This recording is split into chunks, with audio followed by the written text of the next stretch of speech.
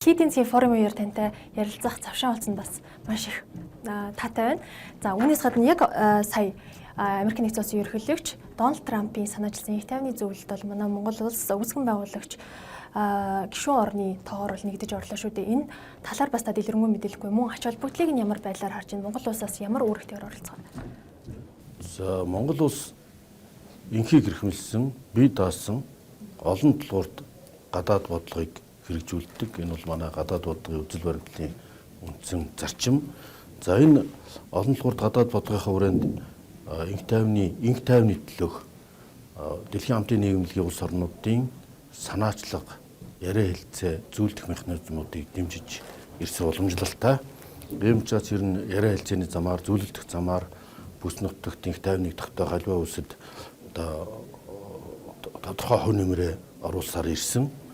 За ингээд зөрчил мөргөлдөөнд нэрвэгдсэн улс орнуудын хүрээнд одоо хууль ёсны цэцэглэлийг сэргээх, бүтээн байгуулалт сэргээн босголтыг хэрэгжүүлэх энэ дэлхийн нийтийн санаачлагт нэгдэж орж ийн гэдэг нь бол бас манай одоо энэ бүс нутгийн интегралчлалт дээгүүр дэлхийн олон талд олон тулгуурт гадаад бодлогынхоор хэрэгжүүлж явах идэвхтэй байр суурийг баримтж авах зүйтэй гэсэн юм зарчим чиглэлтэй. Энэ маань ч гэсэн цаашдаа бас одоо олон тулгуурт олон талд хамтын ажиллагааг хөгжүүлэхэд хувь нэмрээ оруулна. Энэ маань дэлхийд инх тайвныг тогтооход бид бас идэвхтэй байр суурь баримтж байгаа нь бас одоо улс орныхоо хөгжилтч дотоодын одоо манай гадаад бодлого, гадаад худалдаа эдийн засгийн хамт ажиллагаанч тодорхой өргөөжтэй байх зарчимтай нэг болоосоо дэлхийн нийтийн инх тайвны төлөөх үүс сэрэгт хувь нэмрээ оруулж явах нь манай гадаад бодлогын чиглэл мөн энэ хүрээнд одоо бас бид альва нэгэн бас үүрэг хариуцлага хүлээхгүйгээр тодорхой дүрмийн өөрчлөлтүүд харилцан хилцэж өөрчлөх гэсэн одоо тодорхой агуулга яриа хэлцээний хүрээнд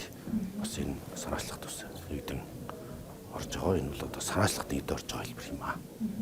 За тэгэхээр дэлхийн эдийн засгийн форумаар бол дэлхийн удирдагчид ногоон шилжилт, за геополитикийн нөхцөл байдал, тарифын эрсдэл, хэмэл оюуны салбар дээр бол нэлээд төвлөрж байна. Тэгэхээр яг энэ үед манай Монгол улсын хувьд гадаад стратеги болоод худалдаа чиглэл дээр ямар одоо гол өөрчлөлтүүдийг хийх шаардлагатай болж байна гэж таны хувьд бас харж байсан байна. За нэгдүгээр дэлхийн нийтийн дэг журам өөрчлөгдөж байна. Хоёрдугаар дэлхийд технологийн шилжилт өөрчлөлт явагдаж байна. За гуравдугаарт дэлхийд ихний байдал докторгүй урьдчилан таамаглах боломжгүй болж байгаа. За энэ үед бол энэ Давост дэлхийн 2500 гаруй одоо улс төрийн лидерүүд, бизнесийн лидерүүд, за инновац эрдэмтэн, академик одоо судлаачдын төлөөллүүд хорон цугларч одоо зөвхөн одоо улс төрийн өнгө хязгаарч биш шинжлэх ухааны технологи дэлхийн нийтийн чиг хандлагын талаар хилцдэг юм чухал платформ талбар. За энэ талбарт бол олон үндэсэг, олон урвалж үзэлт төдийгүй одоо шинжлэх ухааны үндэстэй улсаар дэлхийн нийтийн хөгжлийн чиг хандлагыг бас олж харж болдог. Тийм учраас энэ жилийн үед бол энэ дэлхийн дэг журам өөрчлөж байгаа энэ үед бас энэ ногоон шилжилт. За дээр нь одоо хамгийн гол нь эрчим хүчний хувьд бол бид олон чухал хуралд оролцлоо. Эрчим хүчний шилжилтийг за хэмэл оюун ухааны өрсөлдөөн шинэ технологи бол ер нь эдийн засгийн бүтцийг үндсээр нь бас өөрчилж байна. Таны бас оролцсон хурал одоо дийлэнхтэй хэмэл оюуны асуудлуудыг хүндсэн юм уулзалтуудад та оролцож явжсэн. Тэгэхээр яг энэ чиглэлээр бас манай Монгол улс хэмэл оюуны хэрэглээг эрчимжүүлэх юм зорилт тавиад ажиллаж байгаа. Энэ чиглэлээр дэд бүтцийг сайжруулах, за тэр дунд эрчим хүчний одоо аюулгүй байдлыг хангах чиглэлээр бид юун дээр анхаарах хэрэгтэй вэ? За яг бидний одоо ярьж байгаа энэ үедээс Улаанбаатар хотод цахилгааны бас тодорхой хязгаарлалтууд хийгээд явж байна шүү дээ. Ер нь эрчим хүчний асуудал бол манай эрчим хүчний аюулгүй байдал хамгийн тулгымцсан асуудал байна. Тийм учраас бид одоо байнгын холбоотой захин уулзалт хурлууд хийж холбогдох яам газар олон тушаалтнуудаа ярилцлаа. За одоо ингээ хүүдний эрч яг энэ эдэр 3-9 жонгарч байгаа үед циклон хүүдэж байгаа энэ бүтэн сайнаас хүүдний эрч буурна. Тэр хөдлөөс энэ манай эрчим хүчний хангамжаас шалтгаалаад хүндрэл хязгаарлалтууд гарч байгаа нь харамсалтай. Одоо ийм учраас бид онцгой шаардлага тавьж эрчим хүчний сайд холбогдох хүмүүсийг онцгой дэглэм шилжүүлж 24 цагаар ажиллаулж байна. За тодорхой хэмжээгээр одоо бүрэлдэхүүн цахилгаан станц дээр ихэд нүүрс нэг хөлөлтөөс шалтгаалаад ихэд хүүдэрч байгаас шалтгаалаад бүрэн хүчин чадлаар ажиллаж чадахгүй байх. За 4-р цахилгаан станцын ослын хэмнэлийг засварлсан ч гэсэн одоо энэ төхөрч чадахгүй байх юм асуудлууд үүсэж байна. За энэ бол одоо ер нь толомбчаад байгаа асуудал. Энэ өвлийг л даван туулахын тулд бид 3 дугаар цахилгаан станц дээр дэлбэрэлт болсон байсан. Бидний ажил авч явах үед энийг засч янзлал одоо ингээд сэлбэд ямар ч байсан ойрын хугацааны зорилтуудаа ингээд боломжоор шийдэж явж байна. За нэг ялтаа хугацаанд 5 дугаар цахилгаан станцыг одоо энэ 2 дугаар сард эхлүүлж байгаа. Шалгаруулалтын ажил нэгдээд өөрсдийн хөрөнгөөр барих ажлыг төр цахаас мөнгө гарахгүйгээр их ажлыг явуулж байгаа. За дээр нь цэлэнгийн цахилгаан станц, завхны цахилгаан станцуудыг одоо ашиглалтанд оруулснаар бас ачаал буурах ойрын өнөө мөр ашиглуулж байгаа ажлууд юм байна. За дээр нь энд бас бид нар энэ ногоон шилж эрчим хүчний шинэ технологиудыг хиймэл оюухантай уялдуулсан шинжлэх технологиудыг хавтарч Aqua Power дэлхийн одоо сэргээгдэх эрчим хүч, нарны эрчим хүчийн томоохон компаниудад яриа хэлцээ хийлээ. Энэ хүрээнд Монголд дотоод хэрэгцээг бүрэн зогсохгүй одоо экспортлох, эрчим хүч экспортлох зорилготой ийм компаниудыг Монголд орж ажиллалаа. Ингэснээр одоо хямд өртөгт эрчим хүч үйлдвэрлэх одоо өөрөлдөл нүүрс шатаахгүй байх одоо ногоон эрчим хүч яриад шүү дээ тийм ээ. Байгаль орчинд халгүй хүн ордод ээлтэй юм сэргээгдэх эрчим хүчний шинжилгээг зорьсон том үйлдэлүүд хийлээ. За энэ бол дунд хугацааны. Бид ойрын хугацааны асуудлаа шийдвэрлэж байна. Дунд хугацааны асуудал одоо хөрөнгө оруулагчдаа яриад тохиролцоож эрчим хүч экспортлогч шинэ эрчим хүч хэмэл оюухан тогтолцсноор хэрэгжүүлж. Манай улс бас эдгээр нарлаг өдөр ондортой нарны нөөц ихтэй улс боловч өдөр шиний ялгаа одоо нартай цагийн тоо хэд хэлбэлцэлтэй байдгаас шалтгаалаад энэнийг бас тохируулах хэцүү байдаг. Энийг хэмэл оюуханаар тохируулахсанаар илүү хямд эрчим хүчийг сэргээгдэх эрчим хүчээр үйлдвэрлэх ийм шинэ технологийн компаниудтай уулзж энэ чиглэлээр тодорхой тохиролцоонд хүрч Монгол улсад сэргээгдэх эрчим хүчний станцуудыг байгуулахад тохирлоо. Одоо энэ хавраас ажлыг эхлүүлэхээр ярьж байна. Эдийн засгийн судалгааны ажлууд явагдаж байна. Бас одоо шивээ орчинд хослмол цахилгаан станц, нүүрсийн цахилгаан станц ажлыг эхлүүлж байна. Тийм учраас цахилгааны эрчим хүчний асуудлыг бол засгийн газар байгуулагдсан өдрөөсөө эхлээд ойрын өндөрлөлтийг шийдвэх, за дунд хугацааны энэ зорилтыг богино хугацаанд эрчим хүчний бүрэн хангамжтай болох асуудлаа шийдэж ярьж байгаа. Энэ даваст оролцсон нэг зорилго маань ч гэсэн энэ хөрөнгө оруулагчдыг татаж дунд хугацаанд эрчим хүч экспортлогч болох орон болох хямд эрчим хүч үйлдвэрлэх энэ шаардлага зорилтын хүрээнд уулзалт ярилцлагууд оролцлоо. За үүнээс гаднаас Дэлхийн эдийн засгийн форумын эрсдлийн тайлан гарсан. За энэ тайлангаас харах юм бол манай Монгол улсын хувьд ойрын хугацаанд толгорч болох хамгийн гол эрсдлэр инфляц. За хоёрдугаарт бол Дэлхийн эдийн засгийн өсөлт саарах юм эрсдлийг бол дурдсан байсан. Тэгэхээр бас таны хувьд Монгол улсаас ерөнхий сайд болон Төв банкны ерөнхийлөгч оролцож байгаагийн хувьд цаашдаа бас энэ эрсдлүүдийг шийдэх ямар бодит аргаламжуудыг бас харж байгаа л. За ер нь олон улсын банк санхүүгийн байгууллагуудыг Монголд үрж байна. Зарим тодорхой банкуд Монголд одоо бас салбарны банк байгуулах сонирхлууд илэрхийлсэн ярилцлууд боллоо.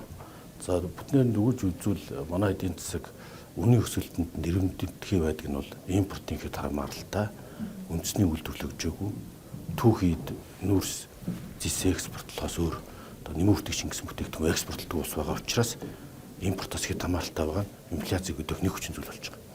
Ханшийн савлгаанд өртөх нэг том эрсдэл болж идэг. Ийм учраас үндэсний үйлдвэрлэлийг дэмжих нь цагаан алд, хүнсний хувьсгал хөтөлбөрүүдэд хэрэгжүүлж дотоод хэрэгцээгээ бүрэн хангах.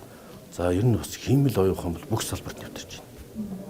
Хиймэл оюухан бол манайх шиг хүн ам багтаа өргөн уудам нутагтаа улс орнуудад одоо хөгжлийн бас шинэ боломж гарцыг нээж байна. Ийм учраас бид хиймэл оюухан одоо роботын үед ажиллах хүний нөөцөдөө уудам нутагтаа улс оронд дэд үтсийн хөгжлийг нөхөх хиймэл оюуханы шинэ дэвшлүүдийг ашиглах замаар улс орон өсрөнгөө хувцастай өгч болно. Энийг одоо инфляцийг бууруулахад, хүнс хөдөө аж ахуйг хөгжүүлэхэд, аялал жуулчлалыг хөгжүүлэхэд, уул уурхайг хөгжүүлэхэд энэ хиймэл оюуханыг нэвтрүүлэх замаар бүтээмжийг эрс нэмэгдүүлэх болцоотой. За тэгэхээр бас өнөөс гадна Bloomberg TV Mongolia-гийн шинжээчийн бас дүнэлтээс аваад үзэх юм бол одоо Монгол улсын хувьд сүүлийн 10 жилийн хугацаанд Монгол улсын эдийн засагт дах уулуурхайн салбарын оролцоо бол 2015 оноос хойш нэлээд буурс үзэлтэй байна л да. Тэгэхээр түүхийн эдийн одоо үнийн өндөр хэлбэцэлд мэдээж хэрэг манай эдийн засагт хүчтэй нөлөөлдөг гэдэг утгаараа цаашдаа бас ямар бодлого баримтлан ажиллах төлөвлөгөөтэй байгаа. За мөчлөг сүрсэн одоо эдийн засгийн бодлого чиглэлээр бас ямар гол асуудлуудыг харах вэ? За энэ дотроо таны гол дурдж байгаа чиглэлүүд бол бидний хувьд энэ мөчлөг сүрсэн эдийн засгийн бодлого нэгдүгээр төсвийг хэмнэлтийн болгож хэлж байна. Хоёрдугаарт энэ мөчлөг уулын өсөлттэй үед бид дисайлуулах үйлдвэр, ангийн үйлдвэрээр барьсан бол мөчлөгийг сөрж болох байсан. Гэсэн хожимдсон ч гэсэн бид тесийн үйлдвэр эхлүүлсэн. Ангийн үйлдвэр эхлүүлэх ажил явагдаж байна. Ган зэсийг бид одоо боловсруулад экспортлдог болгох юм бол энэ мөчлөгөөс харьцангуй бага хамааралтай болно. Өөрөлдвөл коксч нүүрс төмрийн хөдөр хоёроо дотооддоо боловсруулад эцсийн бүтээгдэхүүн үйлдвэрлэхийг зорино гэсэн үг. Нэмэгдэх гэсэн ган мандраа барилга, машин механизм үйлдвэрлэлийн суулдаг, хөгжлийн гүр гэж яддаг ангийн үйлдвэр. Зэсвэл орчин үеийн хөгжлийн хэмэл оюун ухаан, технологийн дөрөвдүгээр хувьсгалын иргэний хөгжлийн бас гүр болж байна. Ийм учраас ган зэс гангийн үйлдвэрийг барихын тулд манай ирээдүйн хөгжлийн том толгуур болно. Хөгжлийн гүр болно. Энэ ажлыг бид шуурхай эхлүүлсэн. Өнөөдөр ч энэ талаараа бас хөрөнгө оруулагчид дэлхийн улс төр эдийн засгийн лидерүүдтэй бас ярилцаж Монголын одоо энэ төслүүдэд оролцохыг бас уриалж хамтаа яаж байгаа чиглэлүүдээр ярьлаа. Тэгэхээр зохицоор үзүүлбэл ойрын хугацааны хүндрэлүүдээ бид таван тулах том бодлогын хүрээнд олон улсын хамтын ажиллагаагаа гадаад бодлого, гадаад эдийн засгийн бодлого арчимжуулж байна. Хоёрдугаарт за энэ хүрээнд одоо Евразийн эдийн засгийн чөлөө судалгааны хэлцээр одоо бид 20 гаруй улсын төрийн тэргүүн одоо ерөнхий сайд нартай уулзаж бас эдийн засгийн хөгжлийн хамтын ажиллагааны тодорхой асуудлуудаар ярилцлаа. Жишээлбэл Швейцарын холбооны улсын ерөнхийлөгчтэй уулзаж бид одоо ногоон зээл буюу нүүрс хүчлийнхээ хөдөлгөх гэрээ хэлцээлийг хэрэгжүүлэх асуудлаараа ярилцлаа. Бид Швейцарын холбооны улстай гэрээ байгуулсан. Одоо гэр хорооллын айлын янангийн утааг зарна гэсэн үг шүү дээ, тийм ээ. Зарах за тэр хөнгөлтөө зээлээр нарны эрчим хүчээр юм айлуудыг халаадаг болох ийм санхүүгийн шийдийг бид одоо зарчмын хувьд тохиролцоод хэрэгжүүлэх болж байна. Сингапуртай энийг бид хэрэгжүүлсэн ярьсан. За энэ асуудлаар томоохон ахс төвчл яриалцаа хийлээ. Энэ гэснээр орон сууцчлалт юм ба гэр хорооллыг орон сууцчлуулахад идэвгүй айлууд өөрөөрөө сэргээгт эрчим хүчээр хангаад хөнгөлтөө зээл аваад нүүрстүүлэхгүй илүү эдийн засгийн хувьд хэмнэлттэй одоо технологи шилжилт хийх боломжийг олгож байгаа. За мөн одоо бид бас боловсролын салбарын реформын талаар одоо энэ ч боловсролын томоохон хэлцүүлгүүд оролцлоо. Хэмэл оюун ухааныг ашиглаж багшийн туслах хэмэл оюун ухаан яаж одоо боловсролд их том хувь нэмэр оруулж байна. Тэр эрдэмтэн судлаачдыг хурж Монголд одоо Google, Gemini академитай хамтраад багш нараа сургаж байгаа, багш нарын туслах хөтөж болгож байгаа суралцах гараа материал бэлтгэхээс ахуулаад одоо багшид туслах хэмэл оюун ухааны шинэ платформыг бий болгох боллоо. Гэх мэтлийн салбарт хийж байгаа дэвшлүүд бол нийлээд манай дунд хугацааны хөгжлийн бодлого том дэвшлүүд болно. Ингэжээж бид нөгөө дэлхийгээс тусгаарлагдсан биш. Дэлхийн нийтийн хөгжлийн эрчимд нэгдэж инновац прогресс дээр технологийн дэвшил дээр тулгуурласан хөгжлийн шиг хандлагыг гаргаж байгаа. Энийг л бид шинэ экономикс буюу шинэ эдийн засгийн бодлого гэж зарлаж байгаа.